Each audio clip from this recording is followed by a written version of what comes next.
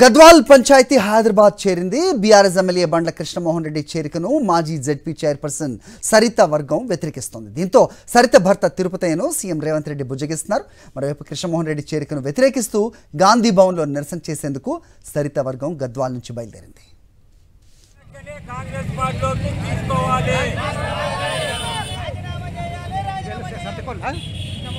గాంధీ భవన్ వద్ద పరిస్థితిని మా కరెస్పాండెంట్ రాకేష్ వివరిస్తారు. రాకేష్, చెప్పండి, బండ్ల కృష్ణమోహన్ రెడ్డి చేరికను పెద్ద ఎత్తున నిరసిస్తున్నట్టుగా తెలుస్తుంది సరిత తిరుపతయ్యలు.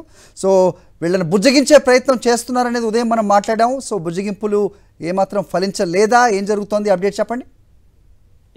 గద్వాల రాజకీయ మొత్తం కూడా హైదరాబాద్కు చేరుకుంది. ప్రస్తుతం సీఎం రేవంత్ రెడ్డితో సరిత తిరుపతయ్య భేటీ అయ్యారు. అయినప్పటికీ సరిత తిరుపతయ్య అనుచరులందరూ కూడా హైదరాబాద్ బయలుదేరారు. ఈరోజు గాంధీ భవన్లో ఖచ్చితంగా నిరసన వ్యక్తం చేస్తామంటూ కూడా చెప్తున్నారు. మరోవైపు గద్వాల ఎమ్మెల్యే బండ్ల కృష్ణమోహన్ రెడ్డి కూడా హైదరాబాద్లో ఉన్నారు. ఏ క్షణమైన సీఎం రేవంత్ రెడ్డిని దీపాదాసును మున్సి కలిసే అవకాశం ఉంది. కాంగ్రెస్లో చేరిక దాదాపుగా ఖరారైనట్లు సమాచారం. ఈ నేపథ్యంలోనే సరిత తిరుపతయ్యను బుజ్జగిస్తున్నారు. గత అసెంబ్లీ ఎన్నికల్లో సరిత తిరుపతయ్య గద్వాల నుంచి పోటీ చేయడం జరిగింది.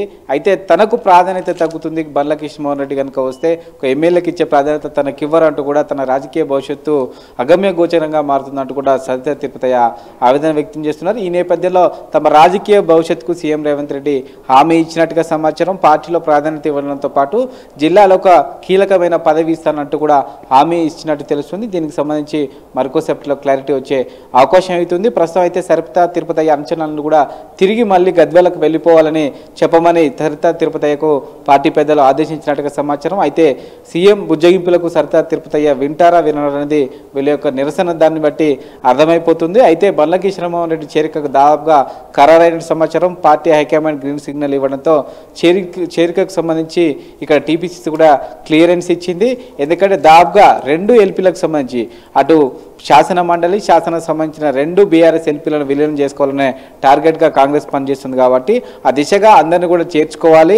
పార్టీకి సంబంధించిన నేతలందరూ కూడా సమన్వయంతో ఉండాలి. కొంత ఇబ్బంది అయినప్పటికీ పార్టీకి సంబంధించి భవిష్యత్ దృష్ట్యా కూడా ఈ నిర్ణయం తీసుకున్నట్టుగా పార్టీ పెద్దలకు వాళ్ళు నచ్చజెప్పే ప్రయత్నం చేస్తున్నారు.